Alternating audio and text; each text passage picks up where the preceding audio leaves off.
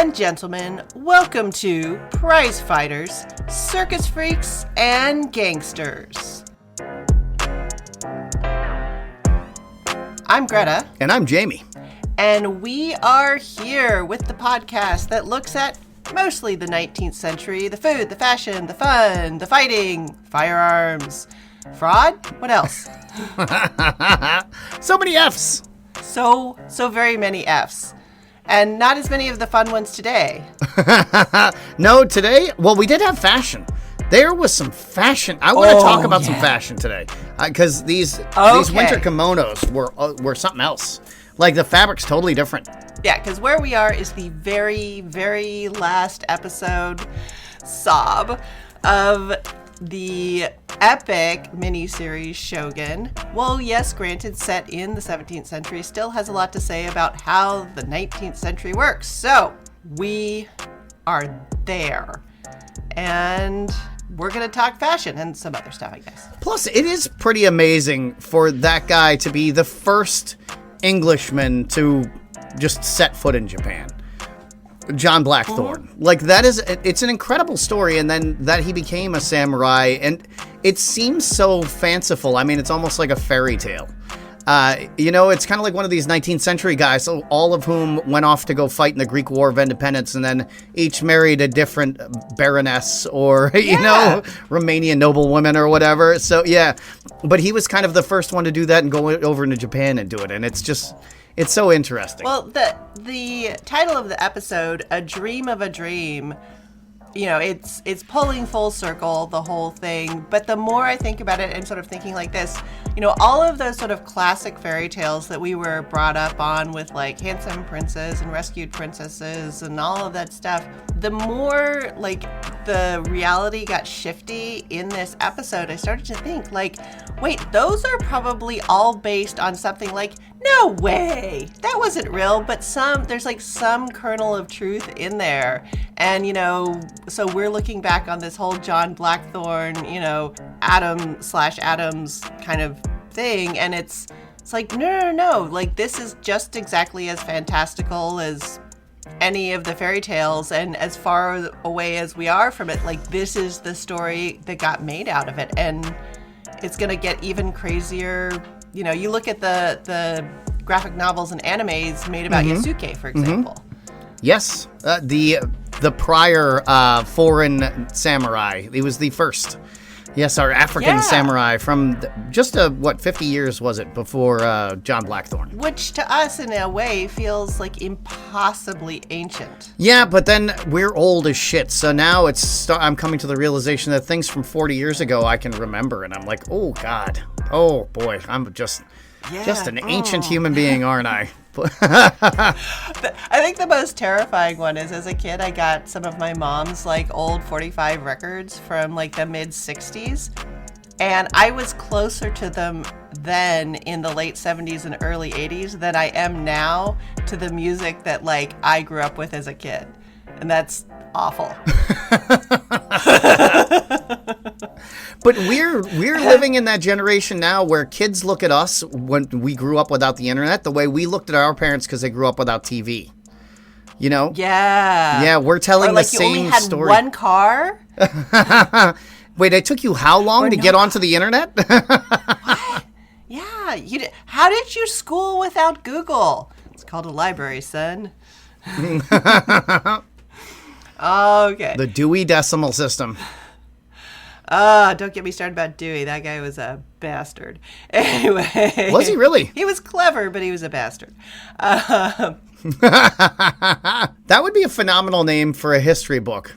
He was clever, but he was a bastard. And just a bunch of biographies about clever bastards. That'd be a long book. Yes. But yes, we open up once again on an old man's eyes, and it's very much like, I think it was episode 2, and so we're doing a lot of like closing loops here.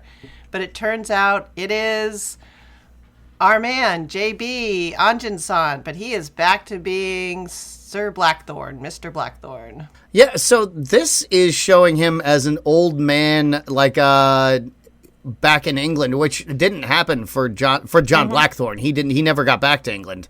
Or William Adams? Yes, William Adams. That's what I meant. Yeah. William Adams never got back to England, but John Blackthorne, I guess, did somehow. Even though Toranaga's saying that he's not going to in this episode, so it was kind of a strange. That was odd. Yeah, I did have to laugh for a hot second because they named those two little children the most obnoxious little English names ever, Nigel and Percy. Percival. Boy, if there's ever a name that you give a kid so that he gets beaten up every day at school, it's Percival. Yeah.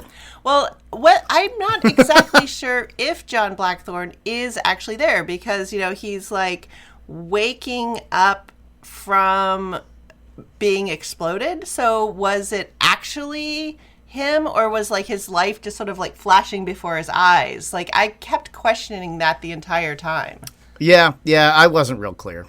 I thought maybe it was because it was high, but I guess it wasn't because it was high. It was just because it was unclear. Yeah, no, I think it was unclear on purpose, which I thought was cool. Though I will have to say one thing, those windows were too damn clear. That was my only, that glass shouldn't have been clear. Oh, in the, so this is it's a beautiful, English room that these children are in, and what was it they were looking at? His sword and his helmet. His sword. Yeah, and that he had brought back from Japan, but the room was really, it's amazing how heavy everything is in the West compared to the East at this time. Mm-hmm. Like the drapery's heavy, the furniture's heavy, even the wall hangings and everything's just oppressive and dark and heavy. Yeah.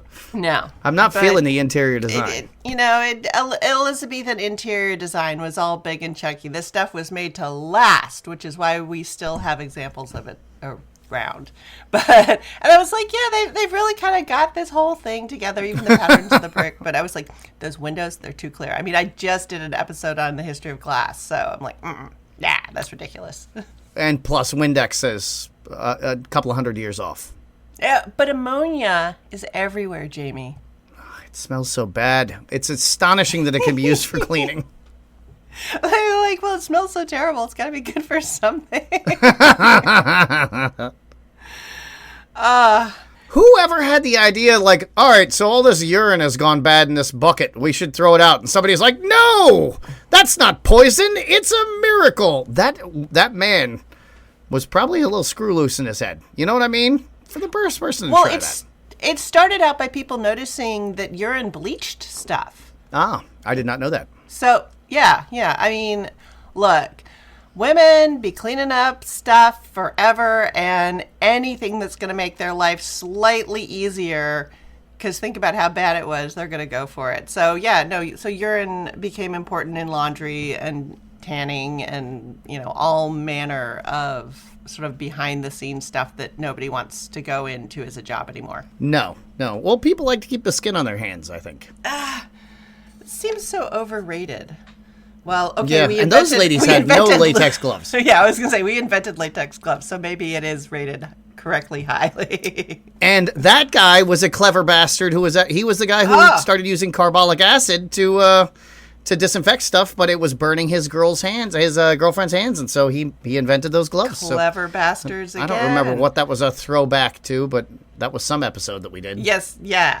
Oh, I think it was one of the Warrior episodes. Anyway, so let's get back into Shogun, and Anjin-san's coming out of his, concussion from the explosion, and Yabushige is standing over him going, he knows, it's all over. Mariko had been blown up, and he's like, oh my god, I might have killed this guy too. And this is the only time in the show where it wasn't, obsessively gory. This woman would have looked like the Predator had torn her skull and spinal column out of her body and just held it aloft, because she would have been shredded by all this wood. It was a black powder explosion on the other side of heavy wood doors. Mm-hmm. She would have been shredded by splinters. He would have just been holding a pile of bloody meat. But she was relatively untouched by that explosion. They went with some serious artistic license. They're like, no, right where she was standing, that was the sturdy part of the door, and it all just exploded around her. She was simply killed by the concussive blast. Yeah. Ooh. Anyway, Anjin is like, well, that's it for Mariko, and Yabu's like, yeah, that's it for me, and Mariko wins. Yep. That is the end of me. Yeah, boy. Yes. Boy, he fucked himself good. Yep. So we get to see Toranaga sort of doing his retreat where, you think about a lot of people who are in charge of stuff and they surround themselves with advisors and have them. He's like, nope, I got to go out into the woods and just contemplate everything that's gone down. Well, he's still at those. So he's like sat atop this white steed on a cliff, like with his falcon, and then there's two little assistants off to the side. Like, so these people had to walk into the woods while he's riding this horse and just carrying all this shit for this guy. And the light on that was beautiful. He looked like the front of like a fantasy novel I want to read. Oh, totally. He looked like he was on the cover of a David Eddings book or something. Yeah, for real. Yeah. Yeah. The letting the hawk go. Just and then speaking of advisors, we sort of get the opposite of Toranaga's like solo contemplation, and Ishido's just like back in the castle, back in it, up to his neck, and he's just like,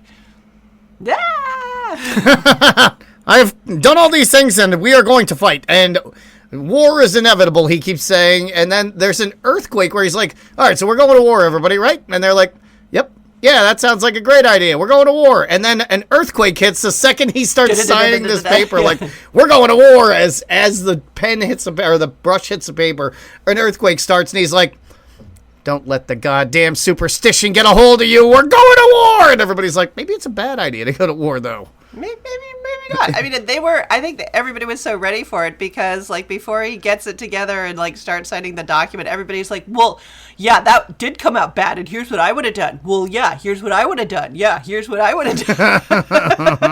A lot of Monday morning quarterbacking. Oh, yeah. And Lady Ochima's just sitting there on the side and, like, you guys suck at this. Like, I'm glad.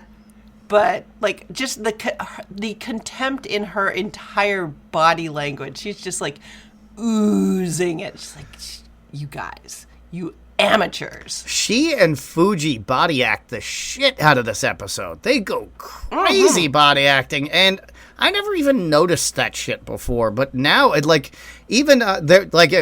go back and rewatch Shogun, I'm going to watch their hand positions because there are these things called mudras that they do with their hands that actually mean things.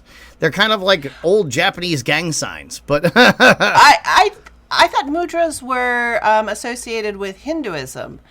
No, they use in Theravada Buddhism, the esoteric Buddhism that was popular in Japan at this time. They actually worshipped a different Buddha called the Amida Buddha. Dainichi Buddha. Dainichi okay. Buddha. And so it's referenced later, which is why I looked this up. But okay. So this is like a very angry but all-encompassing god. And so he's like a Buddha that encompasses all Buddhas, but he is super ripshit pissed. And so because it was the left-hand path of Buddhism, so it's like you get enlightenment through Satanism of Buddhism. Yeah, really. If you go to left-hand path Buddhist temples in Tibet, it's all like gory comic book shit on the walls. It's all people having sex and people getting their heads cut off and stuff. And so that was the other type of Buddhism that you could achieve enlightenment through tantric sex and things like that, or battle and.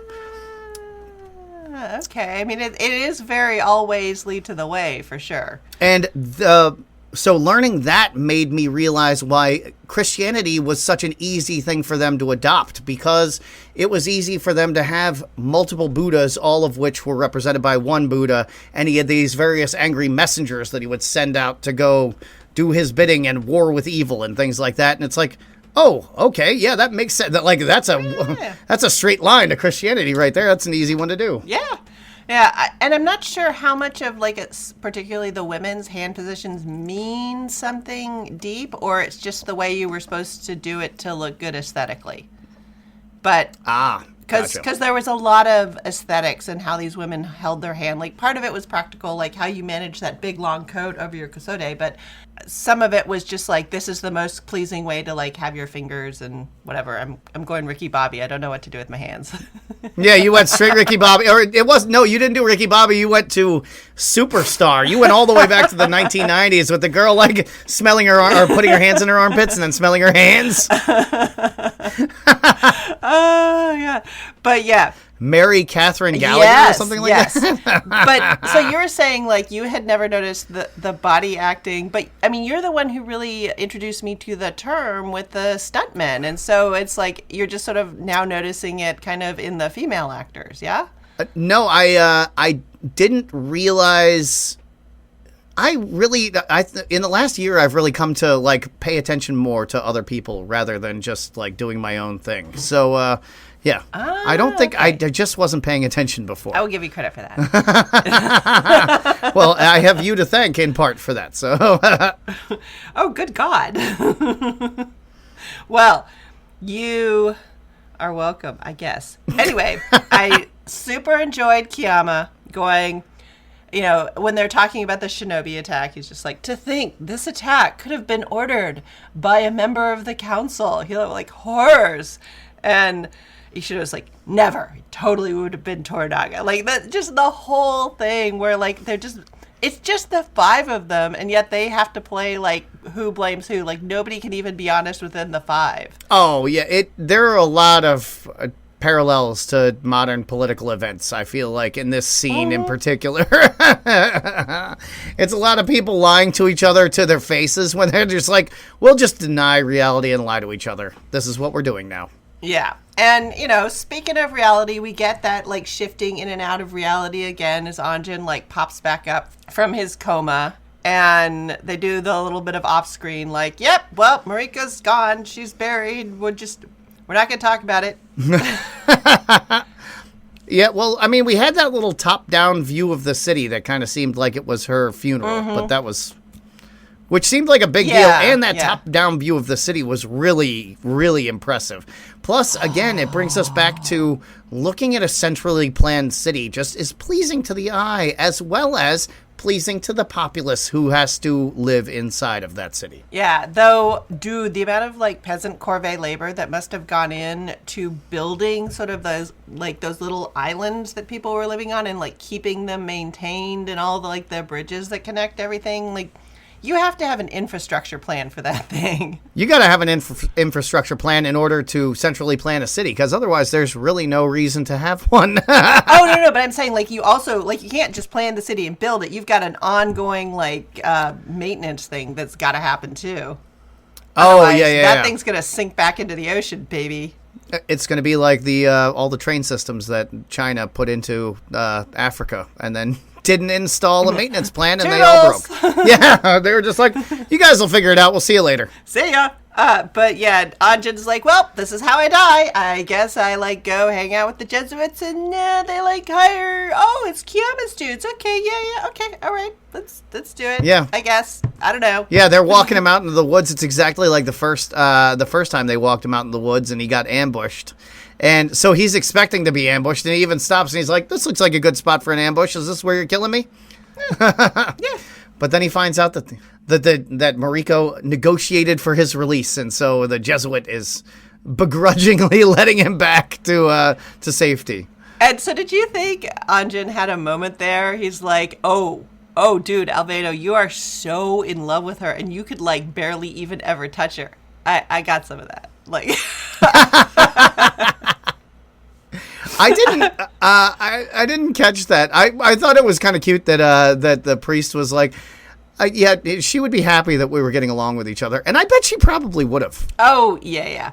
But I still think Anjin was kind of shitty about it, and I think he was all like, yeah, like you may have been her priest, but you know, we really know who she loved the most, so you had to stand over there, Catholic boy. But Yeah, we also get to see Yabu just lose it. Yeah, he goes crazy because he's betrayed everybody he loves, and now he's just a crazy person. He's really untethered, and I think both with Yabushige and Anjin, like the fact that they lose their hearing and they sort of lose this grip on reality where, you keep going back and forth in time. I thought that was kind of a fun thing, thinking about like what happens to people who lose their hearing either like temporarily through some trauma or permanently, and how it disconnects you from the world, especially if you've been used to hearing. Yeah. It was a really, really well acted scene. Yeah. He is just a phenomenal actor, Yabushige. God, I love him. I'm gonna miss him so much. Aww. Yeah, I was really hoping the spinoff was going to be it was just going to be a buddy cop movie with Yabushige and Anjin just going and pirating. Oh, they would be those guys who are actually the bad guys, but you can't help but kind of love them because they're just so damn charming. Yep, they would be the most amazing buddy cop pirates of all time. But alas, all things come to an end. It's raining. Anjin and Yabushige are going back to see Toranaga, and we get Ochiba giving Mariko her like little moment of remembrance for her. Do you remember the gown she's wearing in this scene? It was inlaid with so much gold stitching. That thing must have taken months to make, and then I can't even imagine what it would cost now. Like, that would be an expensive thing to purchase, would it not? Oh, yeah, and it's like the 7th layer on the outside of 6 more that were, like, equally as intricate. But I could just see, like, she had to move so carefully because she's wearing, like, a sofa. The world's most expensive sofa.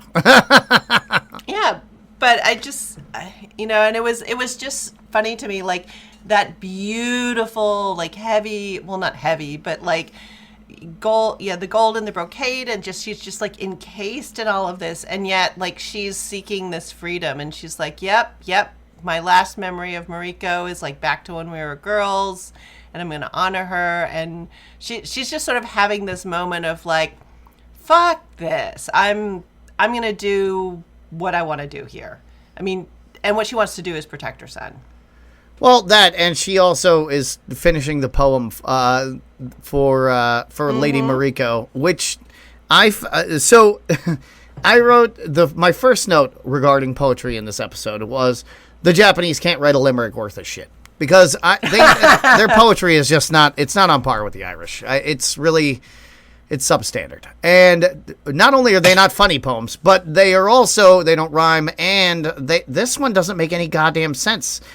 So what is it? It's something about that bear branch nonsense that she had, and then the flowers line that she had about a flower is only a flower because it falls.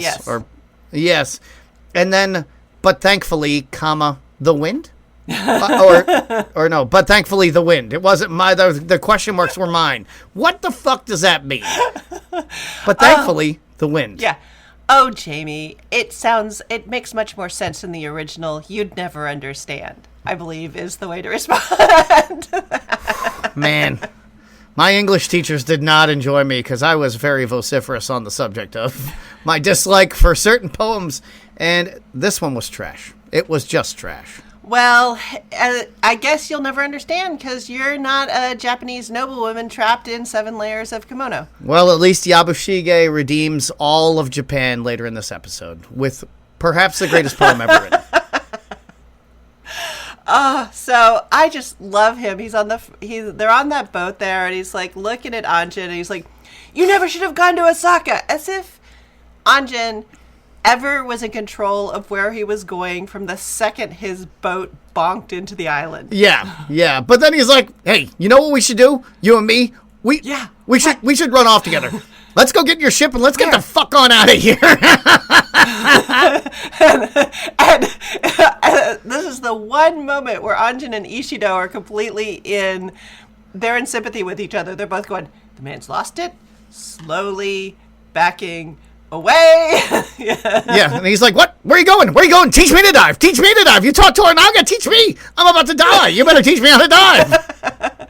And then the boat is still moving, and he wants to dive off the front of it and learn how to dive. We're going to do this. We're going to do that. It's just like, yeah, just everything. He's coming unspun, but it all stops when they see the skeleton, the charred remains of the Erasmus, like sticking out of the ocean. And it's just like, what?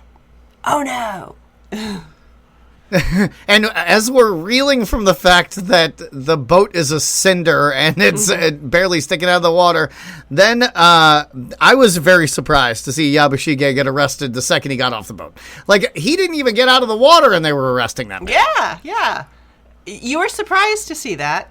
I was. I didn't realize they were going to be all on top of this, but Toranaga, come on.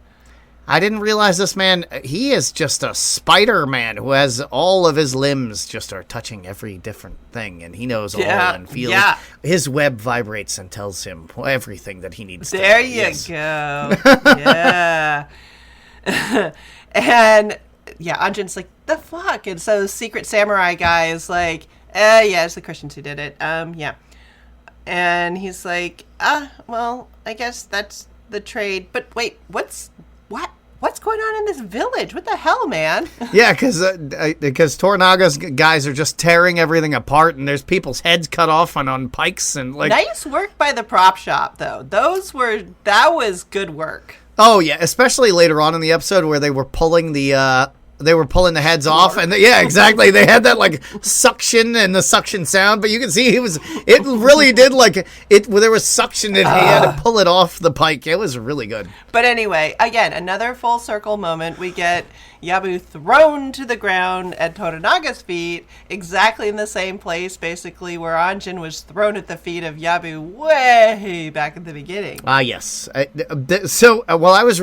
was still stuck on your love of squishy noises and my wife's love of squishy noises. And, like, it is so funny that for any guy who thinks that it's the visual gore that is getting the women to run out of the room, it's not that. It's the sound of squishing will make a woman run because they can feel it in their bones. Am I wrong? That my wife can literally feel it on her insides, that squishing sound. Yep.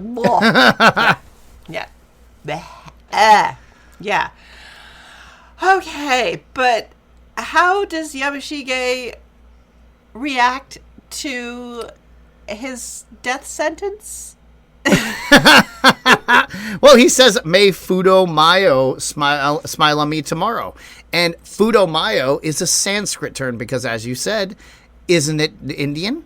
Yes, it is Indian. Fudo Mayo is a personification of Dainichi Nairai, who is Dainichi Buddha.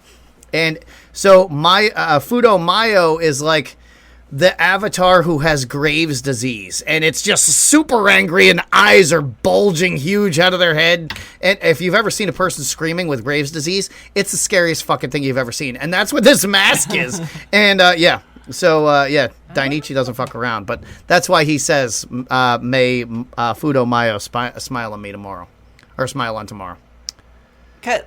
Because, yeah, Yabu was like, I want a cool death. And he, like, just starts listing off all of these, like, way cooler ways he could die. My favorite was devoured by a school of angry fish, please? Yeah, he bows and puts his head on the ground. He's like, please, let me get eaten by wild dogs or wild fish or something. and I just love how, like, they just have this exchange where Yabushige is just, like, coming up with another thing to say, and Toranaga's just like, nope.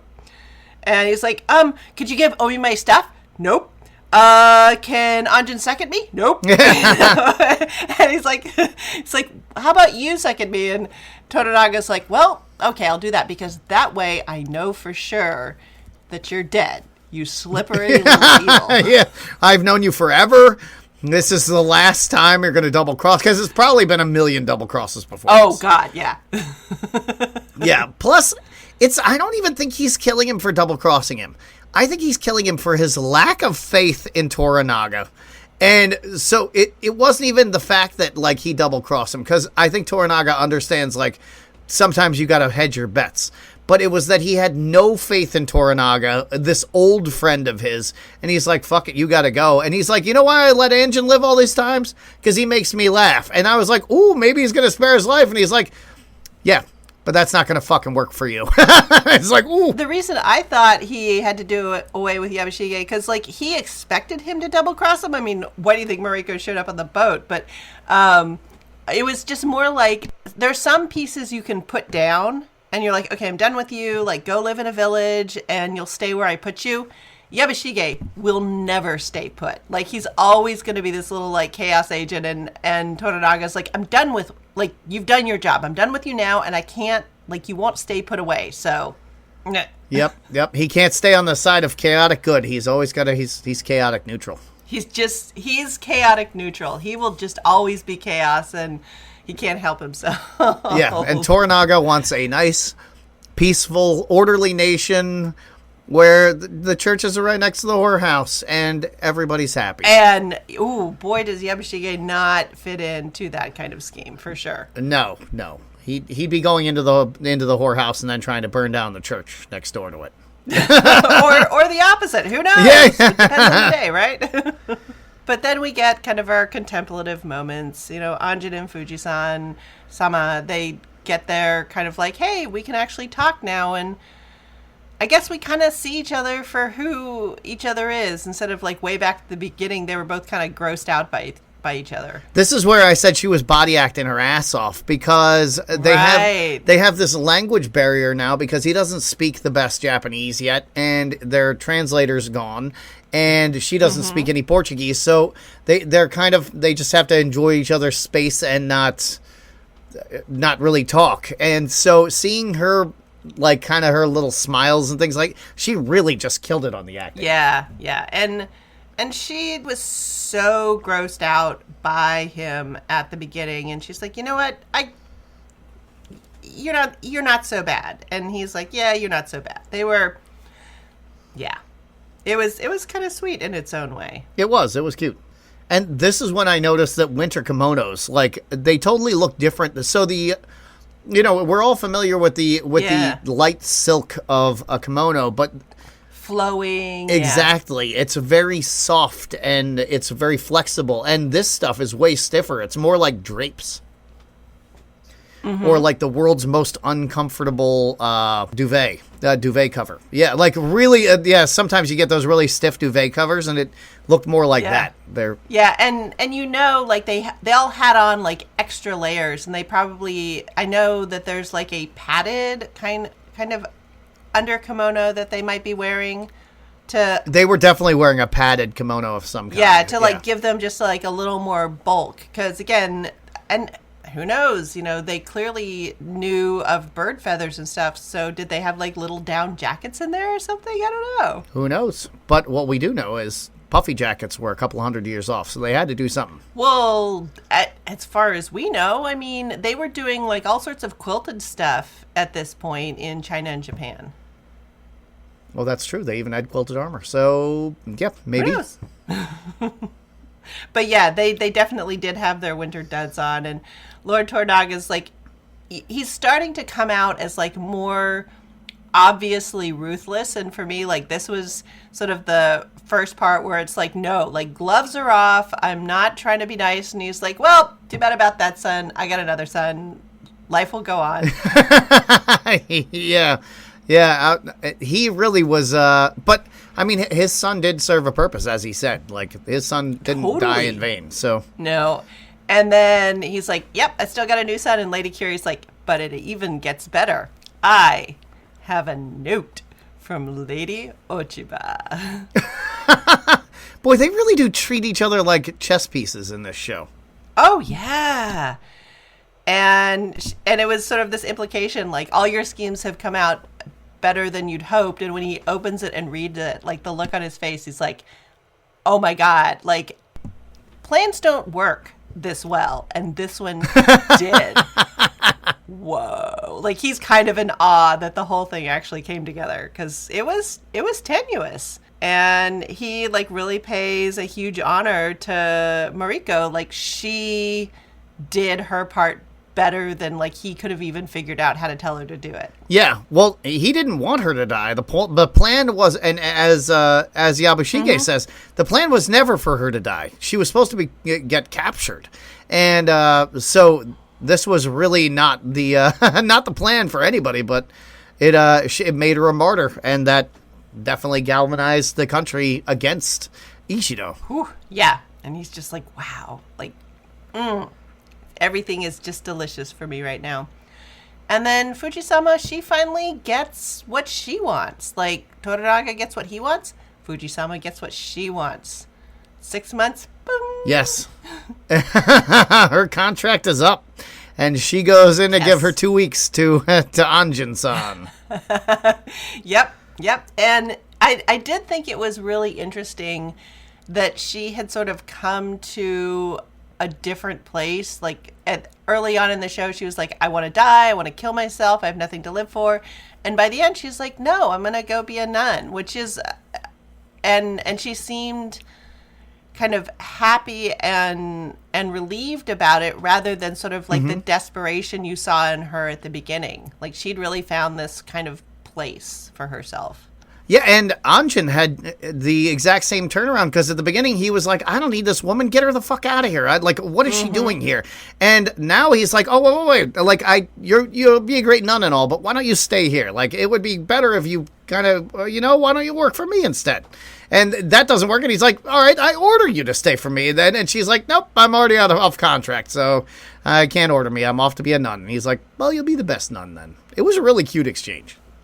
Yeah, and then the fact he's like, you know what? Okay, fine. I can't get exactly what I want out of this, but how about I do something to thank you for everything you've done for me? And in a way, like, this was so profound because Fuji is in a place at this point where there's nobody who's ever going to do something for her as her person. Like, they might do it as for her as her position, like where she is in the hierarchy, but Anjin comes along and is like, no, like you personally, Fujisama, you need something, and I am one of the few people on the entire planet who can give you something that you need. Yeah, and she really is appreciative of it, and I didn't really realize that it was. Yes. I didn't realize the significance of it, I don't think, before you just explained it. So thank you. And I was just like, okay, that he's a blundering idiot, but he has his moments, and that was so very. My note here was, he is a samurai now. Like, I think that when he realized that, well, shit, she's leaving. Oh my God! All right, I gotta be this. Like, my ship's burned. I think seeing the ship burned, he was like, well, I can't go back now. Right. And now she's leaving, and he's like, well, I need a samurai up then, because this is like, now I'm doing this thing all by myself. Right. So, damn. All right. Very cool. And so it's like, go back to see Lord Toranaga, and when Omi's like, give me your sword and your gun, and he's like, yep, here. And Omi's face is like, oh, that went better this time.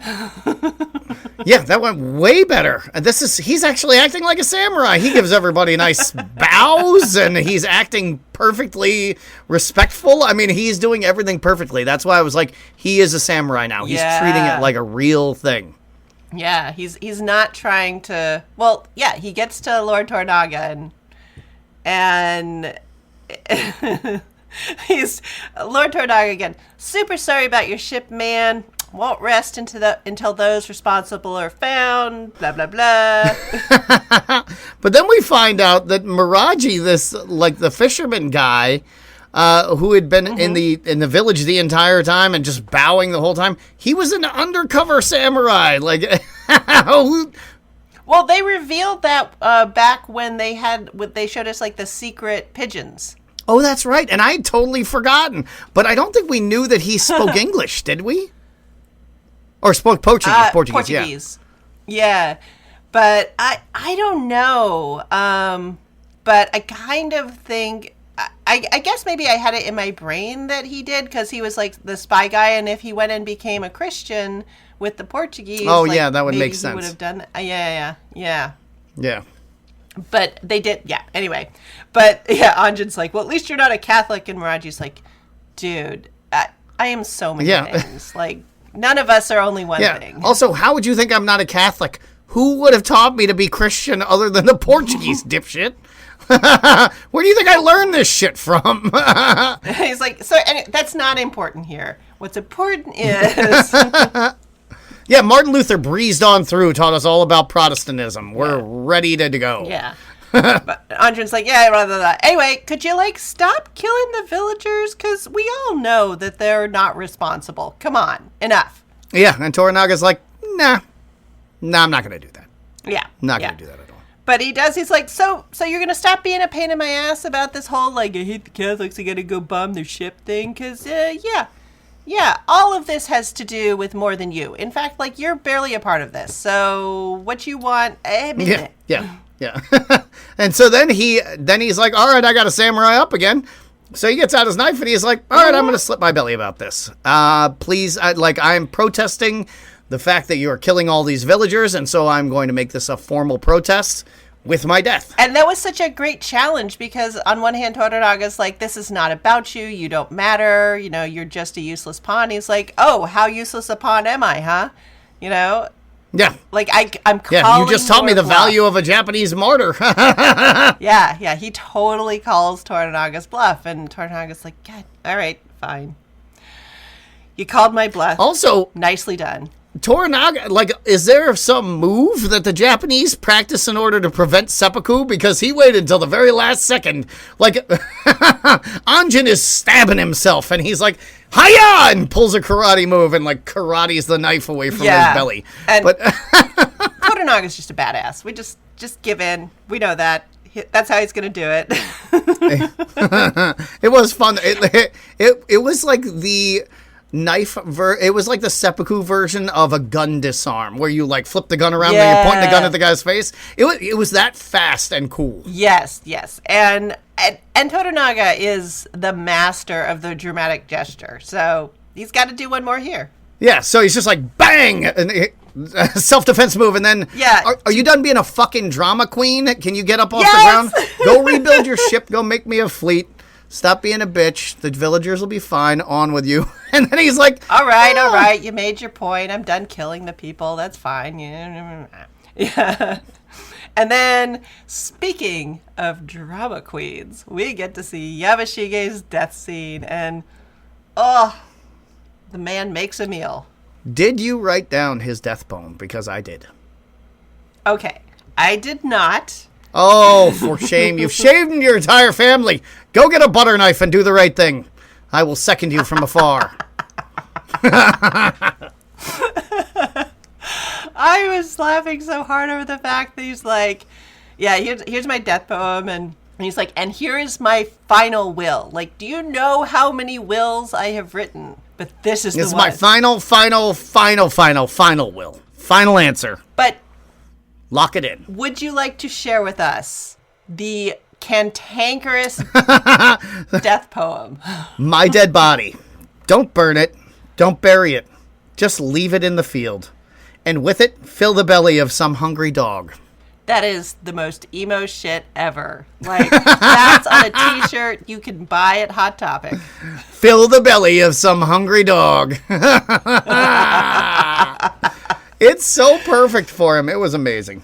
And you're like, and so I was actually stopped and thought about, like, what was he actually writing? Like, when he was listening to and being fascinated by all these other deaths, like, what does his journal look like? It is a grim place in there.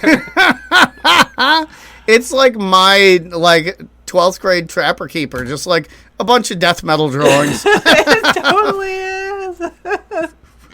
It looks like every Cannibal Corpse album you ever saw. But yeah, Omi's kind of nonplussed by the whole thing. He's like, well, I still have so much to learn from you. And Yabi's like, well, learning's done. Ta. Yep. About to go die. Yep. And so the first thing he does with Toranaga is like, look, I know you wouldn't give me a cool death before, but it could still, come on, still make it a cool death, man. Yeah.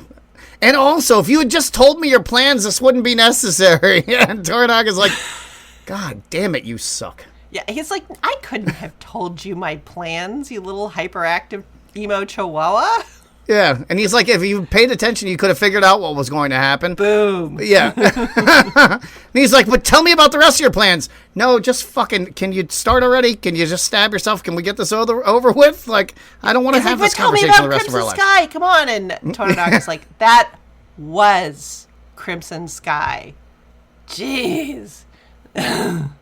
Also, how artful that he conquered Japan without fighting.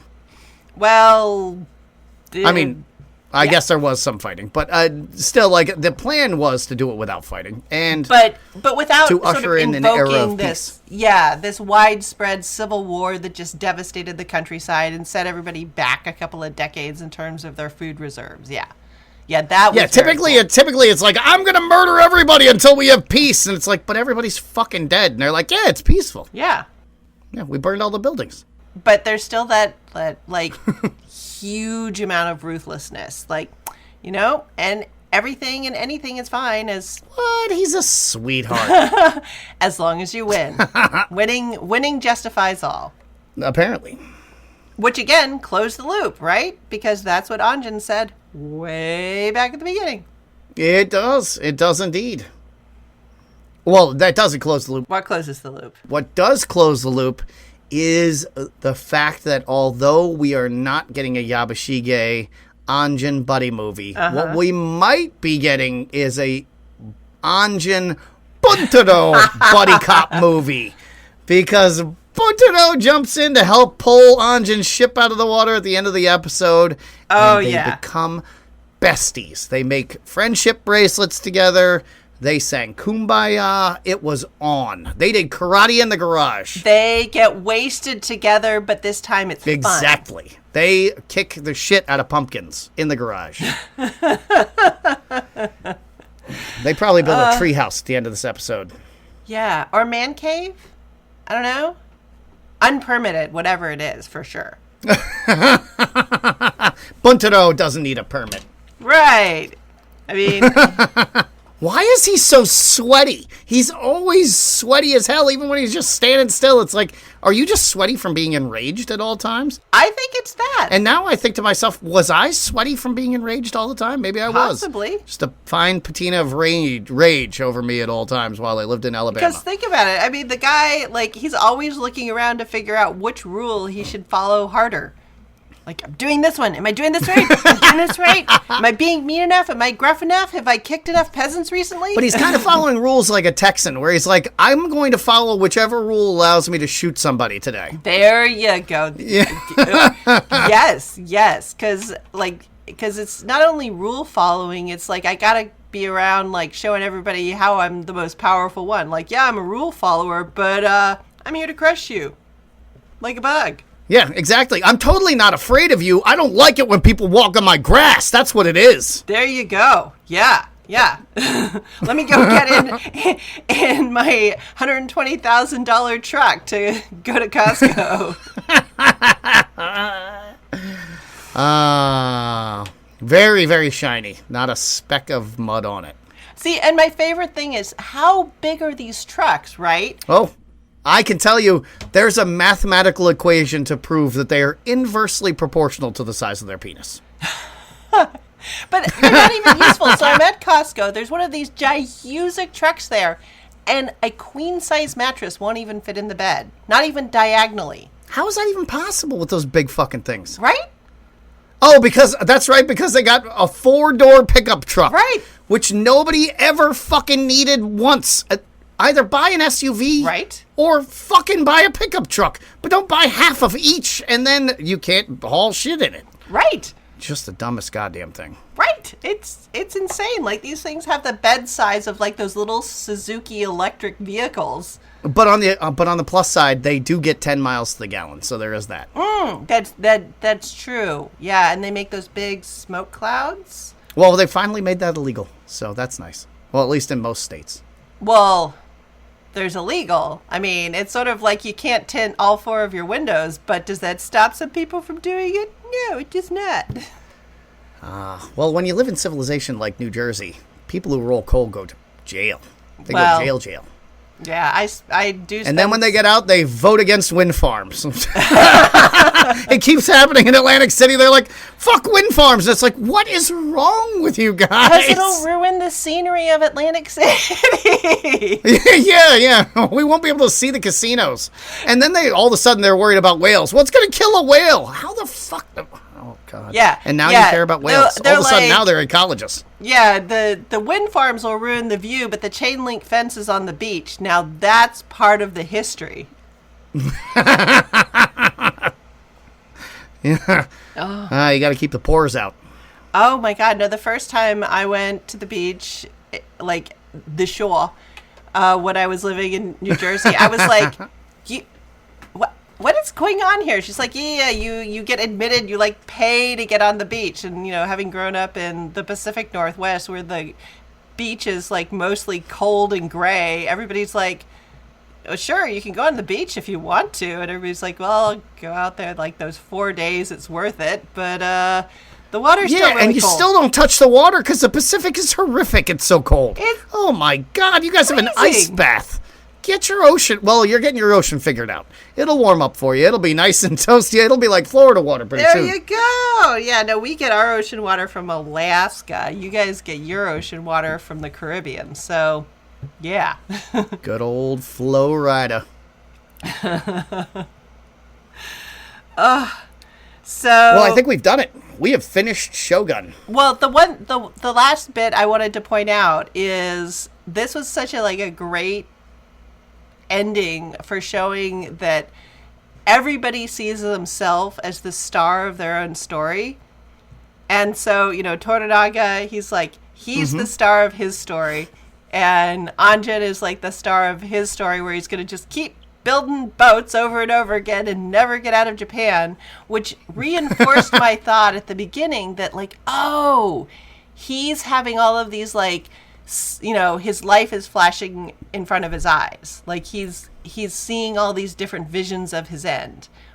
There's some time impermanence going on, because in all of those he had Mariko's cross, but then he lets Mariko's cross go, and so there's a lot of what really happened. A dream of a dream. What's going on here? I will say the one thing that I picked out was that Toranaga burned his ship, because the second his ship was burned, I was like, Toranaga didn't want him to leave. And that's exactly what happened. Toranaga didn't want him to leave. And then he was like, yeah, I'm going to let him build another ship, and I'll probably burn that one too, because he's never going back home. Yeah, whoopsies. Yeah, because, Toranaga, if there is one person in this entire whole scenario who understands the use of a really good distraction, it is that man. And Anjin is nothing if not an excellent set of jangly keys to go, look over here, look over here. So you being our resident expert on all things ships, would a pilot in this era have enough knowledge about shipbuilding to help a team of artisans construct a ship? Or were they dragging this ship out so they could see how the hull was made, and then he was going to help them with the details? He wouldn't have all the information in his head. He probably would have to sort of work some stuff out. But I figured they were pulling it out because you think about the keel of a ship. That is a really huge piece of wood that you're not going to be able to recreate easily. And so the keel and the ribs wouldn't have gotten burned because they were down on the water line. It would have been on the planks and stuff. So I bet he was trying to drag out these big, heavy, hard to recreate pieces of wood, because the keel and the ribs of the ship would give you the shape to start rebuilding it from. Oh, okay. Interesting. There you go. Yeah, because think of how big that piece of wood that would be the keel of that ship, and the particular shape that those ribs would have to be. Yeah. I guess the dimensions of the ship would be much more important than the rigging in the shit like that, because they need the shape of the ship, and yeah, that makes sense. That makes sense. Yeah, because you think about even if they ended up with a bunch of square rigged Japanese sails, but again, I think at the bottom of the ship he would have been a lot more clueless about, but kind of how the rigging and the sails and the lines and the sheets, and and the canvas, like, I bet he was way more familiar with that and could have recreated that a lot more easily. But the shaping of the bottom of the ship, like, that's a whole different thing. Were these Japanese ships on, like, was it kind of like a catamaran type situation? Because they look like barges. They're really square looking. They don't even look like boats. Yeah. Okay, so they were. They are really, really square. And so you were saying a while ago, like, well, why didn't they use, like, Chinese designs for ships to, like, sail around the world? And I was off by a couple hundred years when they quit doing transoceanic journeys. But the Chinese, quite a bit before this period of time, had said, if you build a ship with more than 2 masts, we'll kill you. Oh, wow. And so, yeah, a lot of shipbuilding knowledge had been lost, but this sort of very square ship design is the Chinese ship design. Piracy. Yeah. That it's Zheng He is the reason why they did that. All right, it's all coming together. Yeah. It makes sense. And so, yeah, you had the Japanese pirates for sure, but these are all of the galley, like you see, these are all very, like, close to shore ships. They're the square rig. They're mostly rowed. These are not, like, seaworthy ships. Gotcha. Yeah. So, yeah, they are very bargy. Yeah. Yeah, they're very strange looking. It's like, well, how are they on the ocean right now? But yeah, as far as I was concerned, a big part of why they were pulling the boat out of the water was so he could get the bottom of the boat and have access to that.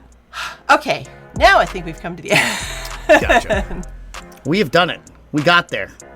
And what do we have? We have some fun stuff coming up, right? We've got Blazing Saddles coming up. Yes, which is, like, weirdly another movie out of time, but is very, very tied and references the 19th century, and after all the seriousness and intrigue, this is Mel Brooks just pouring it out all on the table. There's nothing hidden here. No, and that movie's so much fun, and it was, I'm really, really glad we did that one. Yeah. What else do we have coming up?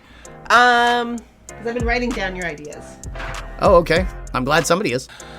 But anyway, first, Blazing Saddles. Let's shake it off, get a little palate cleanser in here, and discover what the movie industry was fighting against in the 1970s, because there was a lot. Yeah, and I think it's pretty fun because Jerry Seinfeld just had that comment recently in the news where he said that because everything's so woke now that he couldn't get his show made anymore. And did you see Rob McElhenney's response to that? No, please tell me. So the idea was that Seinfeld couldn't make this episode where Kramer was ferrying people around in rickshaws, and his idea was to use the homeless to do it because they're already outdoors anyway. And Seinfeld was like, "Well, we couldn't do that because of woke blah blah blah." And Rob McElhenney, he was like, "Do you think we could do it?" And Rob McElhenney just tweeted, "Probably," with a picture of Rickety Cricket from It's Always Sunny, who is a former priest whose life they ruined and is now, like, a homeless drug addict who they refer to as a street rat. And, like, they torture this man in all of these episodes. And he was like, I think we could probably do it. I think we can get past the woke censors. Yeah, they'd be fine. Yeah, no, that when you have sort of these people who've been out of the business for a while trying to come back and say, no, because of woke, I'm like, wow, you are trying so hard to be relevant. Yeah. And you just look and they're talking to the wrong people, because if they're trying to get relevant, you need to talk to young people, and that's not reaching young people. You're talking to boomers at that point. Young people? What do the young peoples know? Yeah, well, I mean, they don't know shit, but they will one day, and we just have to teach them correctly. Exactly. All right. Well, until next week when we've got some lighter comedy, where can I find you on the internet? I am on the Instagrams at Plague of Strength. I'm posting every day about strength, sports, martial arts, all things that are muscly and sweaty and shiny. How about you? You can find me on my other podcast, The History of American Food, where I am sneaking up on doing my first interview ever. Ooh. Because somebody has written a book on the history of refrigeration, and I just fainted in happiness. So that's going to be a very special episode coming up. Boy, you know you're a nerd when you faint in excitement over a book about the history of refrigeration. Like you make my nerd heart just beat so very hard. I'm like, I'm not the only one. I don't do interviews, but I was like, this is somebody I want to talk to. And the fact that she agreed to come on and be interviewed by me, I'm just like, okay, well, this has all been worth it. That is so cool. That is awesome. Well, that'll be a really fun episode. All right. Well, until next week, I will see you later. Yes. Goodbye. Bye. You can always reach out to us by email at pcgpodcasters@gmail.com. And you can find more dope beats like this one from royalraven.com.